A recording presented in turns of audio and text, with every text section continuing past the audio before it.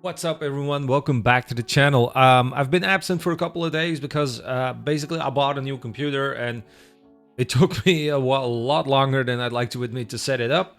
But I'm back here with Zebec, and this time about a part of Zebec I've not really talked about yet. Basically, I'm going to talk about ISO 20022 or 20022.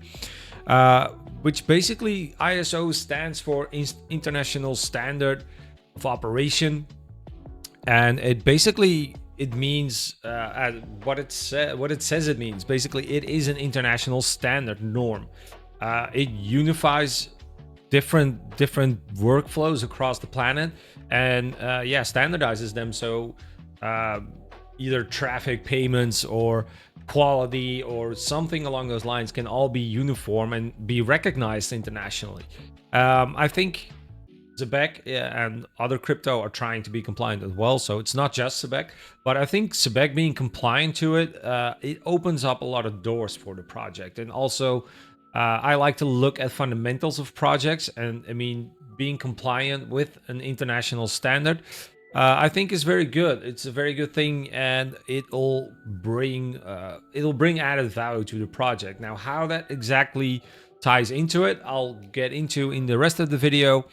Once again, thank you all for liking and subscribing. And if you've not done so far, please help me out and leave a like and subscribe to my channel. I like making these videos, and it helps me grow my channel. And yeah, the more my channel grows, the bigger the following gets, the more videos I'm able to make. All right, let's get into the rest of the video, and let's talk a little bit about Zebec. All right, so here we are, guys. As I said, ISO 20022, a single standardization approach methodology process repository to be used by all financial standards initiatives. Basically, as I said, it is what it's saying it is. It is a method in which all banks, all financial institutions, which send money payments to each other, they can be compliant with this regulation. Therefore, it means they're using the exact same backend systems, which you can imagine sending thousands or trillions of payments throughout the world. If like you need to have good data to communicate with each other. Like if person A sends money to person B, you need to be able to identify what that money is, where it came from, who it's supposed to go to, what checks and balances need to be paid or failed or moved. And obviously, like if you send your buddy $10 and he sends 20 back, you know exactly where it came from because you know you've talked to him, you know the information. Now, banks obviously are a lot more complicated and there's a lot bigger sums of money involved. So if something goes wrong, the financial risk is much bigger. That's why it's so important to be fully compliant with this regulation and completely understand where everyone is coming from. So it is a structured approach to basically provide metadata to each payment, and it creates a harmony across all financial markets globally.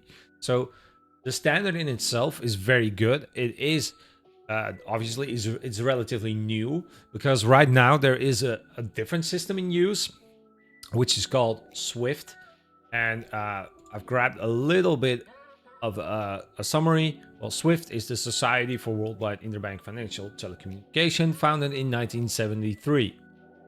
Now, basically, Swift has its own system and use case, but you can imagine something created in in 1973.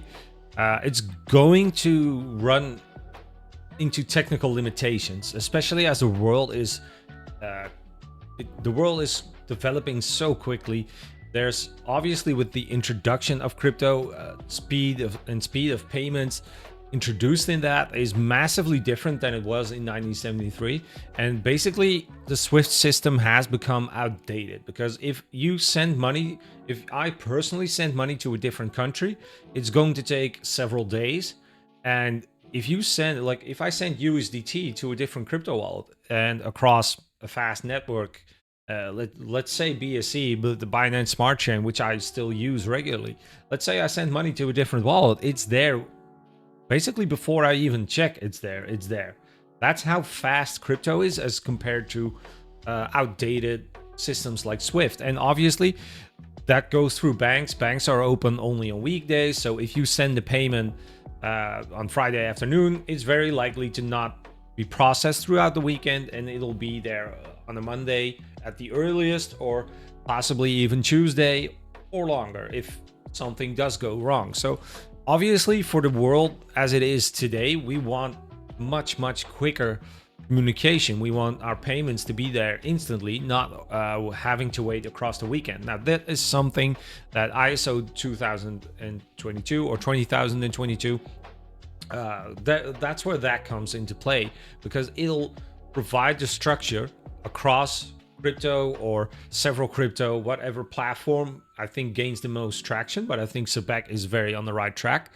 That will institutions will welcome that automatically, because even for them, for everyone, it smooths the process. It's much quicker, it's much faster, it provides more metadata. Now, data is obviously is very important in this, and yeah, that'll create its own use case in of itself. And like I said, every crypto that is compliant with this is like, it's an international standard. So every single institution that wants to use this is going to look at this norm. Like, it's not even going to look at projects that don't have this compliancy in check in place. So it's a very good sign that Zebec is adopting this. There are others I won't mention in this video, but there are other cryptos also working on this. So it's going to be faster, cheaper, more secure, and it's going to basically beat Swift at its own game. Now, Swift, sorry. Zebec is also compliant with already compliant with different norms that are also put in place, because you can imagine, with metadata being sent across networks, there's also the risk of a data leak or data spoofing. Now, Zebec is also already SOC 2 compliant. Now, SOC 2 is a security framework that specifies how organizations should protect customer data from unauthorized access, security incidents, and other vulnerabilities. Now, I won't go into the exact measurements of what this is, but the important part to note is that they are compliant with this. Now, they also have good KYC protocols and KYC and what is the other? KYC, KYB, and AML integration, which basically means that they have the regulatory requirements that are needed, because you can imagine, if you can send any kind of money anonymously, that will not work, considering money laundering and possibly, I don't know, Russia, which is trying to send money across crypto, because it's hard to track it to Russia. And obviously, with a lot of trading limitations put in against Russia, obviously Europe doesn't want to trade with Russia right now. So that's where there are so many KYC requirements. I mean, every single exchange we use, almost any single exchange we use right now, is requiring a form of KYC, know your customer, basically. So they want to know who's sending money where, to basically take out the anonymity out of crypto, which is kind of counterintuitive, because we wanted that anonymity. That was the initial goal of crypto, to be able to send money anonymously. But we can see that crime has taken advantage of that over the past several years, and now they're trying to regulate it, and they're trying to protect against that money laundering, or basically drug money or Russia money, whatever. They're trying to make it more secure, more legitimate, know the persons that are sending the funds. So yeah, that is what basically that SOC 2 is put into place for. And or not just SOC 2, SOC 2 is to protect the data that they gather from this, but they have the KYC requirement as well. So that's it creates a very stable, secure, lawfully platform for to be able to send payroll, send money, send funds, and that in and of itself is a giant stable use case for Zebec, and that will also push more volume into the network, which will increase the value of the network, because the more money starts to flow through a project, the more money is in that project at a given time, which will increase the market cap as well, which will increase the use case for the tokens, which will increase basically our investments. So I've summarized it into this little note. Obviously, I've not gone into the full technicals of everything because it is so extensive that this video will become hours long, and we don't want that. I want to try to keep it short and to the point. But basically, Zebec network, it has ISO 2022 compliance, standard for international banking, unifying formats, replacing SWIFT. It has that SOC 2 compliance for data security and operational integrity. It has KYC, KYB, AML integration, compliance with anti-money laundering protocol. And above opens the gates for international payment traffic. So with that in place, they're allowed to provide these transactions, or at least provide the metadata for these transactions. And it's fast, it's cheap, it's stable, and it will create legitimate use cases in of itself. Like it's not the only use case, but it is one of the very good use cases that Zebec has. And it's easy, compliant, internationally uniform. So it can work with almost any single banking, single financial institution across the globe once it is all starting to roll out. And like I said, above will push volume into the network, and come volume, come value is something I always say. Like I said, the more money that's in a project, the more that project becomes valuable. And yeah, that's basically that's what we want as early investors, early adopters. And yeah, I think there are very, very good things on the horizon for Zebec. Like, it will take time. It will not be a straight shot up. It will not balloon over 100 times in a day.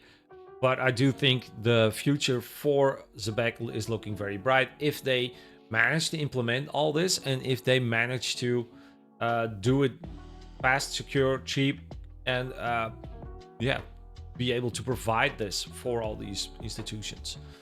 Yeah, so that was hopefully a quick summary of the ISO 2000 or 20022 compliance part of Zebec, something I haven't really touched on before, because as you can notice by this video, it is very extensive. There is so much information out there, and I'm just trying to keep it a little bit short and to the point if I succeeded at that.